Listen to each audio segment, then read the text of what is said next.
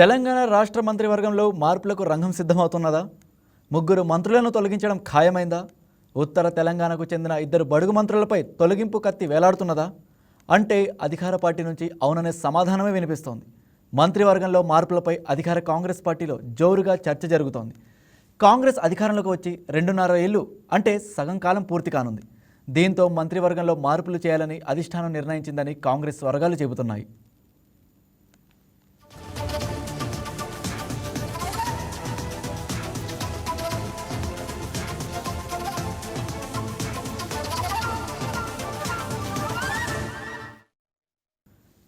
మంత్రివర్గం పునర్వ్యవస్థీకరణపై ఇప్పటికే కాంగ్రెస్ పెద్దలు ఫోకస్ చేశారని, తీసివేతలు కూడికల జాబితా కూడా దాదాపుగా సిద్ధమైందని అంటున్నారు. ఏప్రిల్లో 5 రాష్ట్రాల్లో అసెంబ్లీ ఎన్నికలు ముగిసిన తర్వాత తెలంగాణ మంత్రివర్గ విస్తరణపై ఫోకస్ చేస్తారని తెలుస్తోంది. మరో నెల లేదా 2 నెలల్లో రాష్ట్ర మంత్రివర్గంలో భారీగా మార్పులుండే అవకాశం ఉందని భావిస్తున్నారు.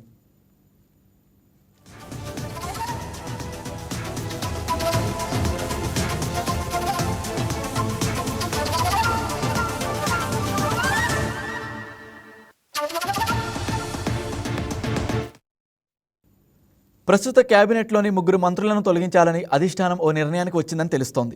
ఇందులో ఇద్దరు ఉత్తర తెలంగాణకు చెందినవారు కాగా మరొకరు దక్షిణ తెలంగాణకు చెందినవారని కాంగ్రెస్ వర్గాలు చర్చించుకుంటున్నాయి. దక్షిణ తెలంగాణకు చెందిన మరో మంత్రిపై కూడా వేటు పడే అవకాశాలు ఉన్నాయనే చర్చ జోరుగా నడుస్తున్నది. ఉత్తర తెలంగాణకు చెందిన ఇద్దరిలో ఒకరు తమ నోటి దురుసుతో చెడ్డ పేరు తెచ్చుకోగా మరొకరు బూడిదలో కాలేసి అవినీతి మరక అంటించుకున్నారనే చర్చ జరుగుతున్నది. వేటు పడనున్న మరో మంత్రి దక్షిణ తెలంగాణకు చెందిన ఉన్నత సామాజిక వర్గానికి చెందినవారని చెబుతున్నారు. ఇటీవల సదరు మంత్రికి సంబంధించిన వివాదం రాష్ట్ర వ్యాప్తంగా సంచలనం రేపింది. దీనికి తోడు దక్షిణ తెలంగాణకు చెందిన మరో నేత తనకు ఖచ్చితంగా మంత్రి పదవి కావాలని పట్టుబడుతున్న నేపథ్యంలో ఆయన్ని అకాడమియేట్ చేయడానికి సదరు మంత్రిని తొలగించాలని నిర్ణయించారని తెలిసింది. ఉమ్మడి మహబూబ్ నగర్ చెందిన ఒక మంత్రి కూడా అతనిపై కూడా వేటు పడే అవకాశాలు ఉన్నాయని పార్టీలో జోరుగా చర్చించుకుంటున్నారు.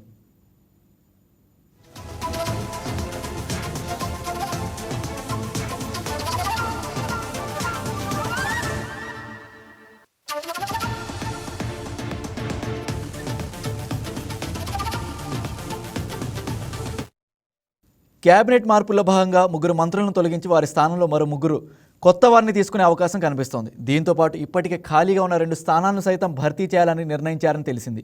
మంత్రివర్గంలో మొత్తం 18కి అవకాశం ఉండగా ప్రస్తుత ముఖ్యమంత్రితో పాటు 16 మంది మంత్రులే ఉన్నారు. దీంతో అధికారంలోకి వచ్చి 2.5 ఏళ్ళు అవుతున్న నేపథ్యంలో ఆ 2 ఖాళీలను కూడా భర్తీ చేయాలని అధిష్టానం నిర్ణయించిందని సమాచారం. ఇలా మొత్తం 5 స్థానాలను భర్తీ చేసే అవకాశం ఉందని తెలుస్తోంది. ఇప్పటికే మంత్రి పదవి కోసం పోటీ పడుతున్న నేతల జాబితా పెద్దదిగానే ఉంది. లంబాడ సామాజిక వర్గం నుంచి రామచంద్ర నాయక్, బాలు నాయక్ పోటీ పడుతున్నారు.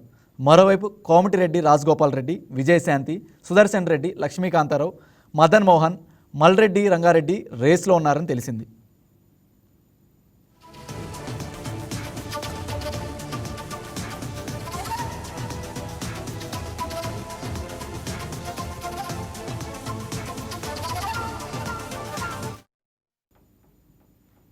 మొత్తంగా మార్పులు చేర్పుల ద్వారా మంత్రివర్గాన్ని మరింత పటిష్టపరచాలని అధిష్టానం భావిస్తోంది. సీఎం రేవంత్ రెడ్డి మాత్రం ప్రస్తుత మంత్రివర్గంతోనే ముందుకెళ్లడం ద్వారా అసంతృప్తి రాకుండా పాలనాపరంగా మరింత బలం చేకూరుతుందని సర్ది చెప్పే ప్రయత్నాలు చేస్తున్నట్లు పార్టీ వర్గాలు చెబుతున్నాయి. అయితే ఇక ఇదే అంశానికి సంబంధించి మరింత సమాచారం మా కోఆర్డినేటర్ శివకృష్ణ ఫోన్ ద్వారా అందిస్తారు. Good afternoon Sivakrishna. ఇక తెలంగాణ రాష్ట్ర మంత్రివర్గంలో మార్పులకు రంగం సిద్ధమవుతున్నట్లు తెలుస్తోంది. దీనికి సంబంధించి మీరేమంటారు? Good morning Raj Kumar. Present రానున్న 2 నెలల్లో అంటే ఏప్రిల్, మే నెలలో తెలంగాణ రాష్ట్ర మంత్రివర్గంలో మార్పులు చేర్పులు ఉంటాయని కాంగ్రెస్ వర్గాల జోరుగా ప్రచారం జరుగుతుండగా మంత్రుల పనితీరు, సామాజిక వర్గాలు, ప్రాంతీయ సమతుల్యత ఈ 3 అంశాలే ప్రామాణికంగా కేబినెట్ పునర్వ్యవస్థీకరణకు ఏఐసిసి పచ్చని జెండా ఊపినట్లు పిసిసి వర్గాల నుంచి మనకు సమాచారం అందుతుంది. మంత్రివర్గంలో నుంచి ఎవరిని తొలగిస్తారు, ఎవరిని కొత్తగా చేర్చుకుంటారనే అంశంపై ఇప్పటికే స్పష్టత లేకపోవడంతో రాష్ట్రంలో ఇప్పటికైతే స్పష్టత లేకపోవడంతో రాష్ట్రంలో కాంగ్రెస్ ప్రభుత్వం ఏర్పడి దాదాపు 2 ఏళ్ళు అయింది రాజ్ కుమార్. అయితే ఇప్పటికే పూర్తి స్థాయి మంత్రివర్గ విస్తరణ జరగల. వారికి సామాజిక సమీకరణలు కుదరకపోవడం, నేతల మధ్య పోటీ, ముఖ్య నాయకుల మధ్య ఏకాభిప్రాయం లేకపోవడం వంటి కారణాలే వీటికి ముఖ్య సమాచారం. 119 మంది ఎమ్మెల్యేలు ఉన్న తెలంగాణ కాంగ్రెస్ 15% అంటే ముఖ్యమంత్రితో కలిసి 18 మందినే కేబినెట్ లో తీసుకునే అవకాశం ఉండగా ప్రస్తుతం 16 మందే మంత్రులు ఉన్నారు. ఇటీవల జూబ్లీ హిల్స్ ఉప ఎన్నికల్లో అజరుద్దీన్ ప్రజాప్రతినిధి కాకపోయినా ఏఐసిసి సూచనల మేరకు మంత్రివర్గం చోటిచ్చాడు. దీంతో ఏప్రిల్ 30 లోపు ఆయనను ఎమ్మెల్సీకి ఎన్నిక కానట్లయితే మంత్రి పదవి నుంచి దూరం కావాల్సి వస్తుంది. ఆలోపు ఏదో విధంగా సర్దుబాటు చేసేందుకు రాష్ట్ర ప్రభుత్వం ప్రయత్నిస్తున్నట్లు పార్టీ వర్గాలు తెలియజేస్తున్నాయి. రాజ్ కుమార్. యా ఓకే, ఇక సీఎం రేవంత్ రెడ్డి మార్పులపై ఏమైనా అభిప్రాయాలు వ్యక్తం చేసినట్లు అక్కడి కాంగ్రెస్ వర్గాలు ఏమైనా చెప్పాయా? ప్రజెంట్ అయితే సమాచారం లేదు రాజ్ కుమార్. అయితే ఈ క్రమంలో కొంతమంది మంత్రులపై అసంతృప్తిగా ఉన్నట్టు తెలుస్తుంది. పార్టీ నిర్దేశించిన నియమాలకి కట్టుబడకపోవడం, ఎమ్మెల్యేలకు అందుబాటులో ఉండకపోవడం, వర్గాలను పెంచి పోషించడం వంటి ఆరోపణలు గట్టిగా వినిపిస్తున్నాయి. దీంతో రేవంత్ కేబినెట్ లో 2-3 మంత్రులు ఉద్వాసన ఉంటుందనే ప్రచారం జోరుగా సాగుతున్న నేపథ్యంలో అంతర్గత ఇబ్బందులు తలెత్తకుండా ఉండేలా పార్టీ హైకమాండ్ కసరత్తు చేస్తున్నట్టు తెలుస్తుంది. రాజ్ కుమార్. ఏప్రిల్-మే నెలలో మంత్రివర్గ పునర్వ్యవస్థీకరణ జరిగే అవకాశం ఉందని పార్టీ వర్గాలు చెప్తుండగా అసెంబ్లీ సమావేశాలు ముగిసిన తర్వాతే ఇందుకు సంబంధించిన కసరత్తు వేగవంతం అవుతుందని అంచనా వేస్తున్నాడు. ఖాళీగా ఉన్న 2 మంత్రి పదవులు భర్తీ చేయడంతో పాటు ప్రస్తుతం మంత్రులు 2-3 ఉద్వాసన పలుకుతారని చెబుతున్నారు. రాజ్ కుమార్. యా ఓకే శివకృష్ణ, ఇక ఈ మార్పులు ఒకవేళ నిజంగానే జరిగితే అది ప్రభుత్వానికి బలం పెరిగే అవకాశం ఉందా, లేదా అసంతృప్తి అనేది పెరుగుతుందంటారా? మీరేమంటారు?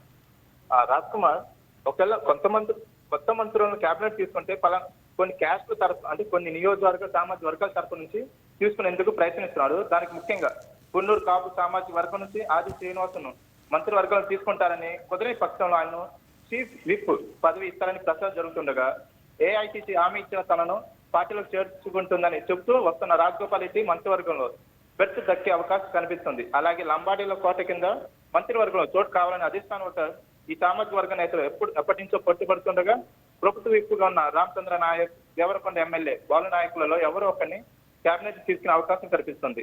బాలు నాయకులు డిప్యూటీ స్పీకర్ పదవి ఇవ్వాలని భావించిన ఆ జిల్లా నుంచి ఇప్పటికే 2 మంత్రులు ఉండటంతో రాజకీయ సమీకరణం కుదరలేదు.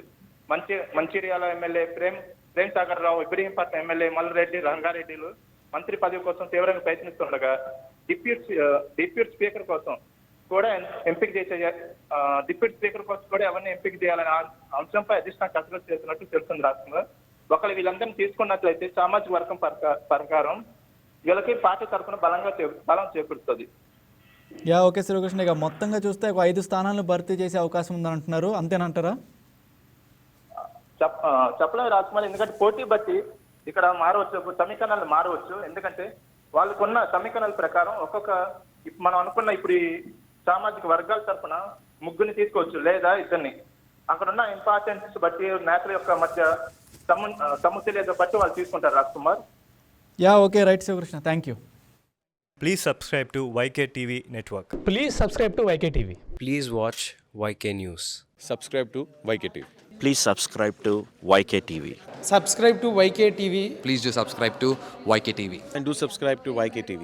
Subscribe YK TV.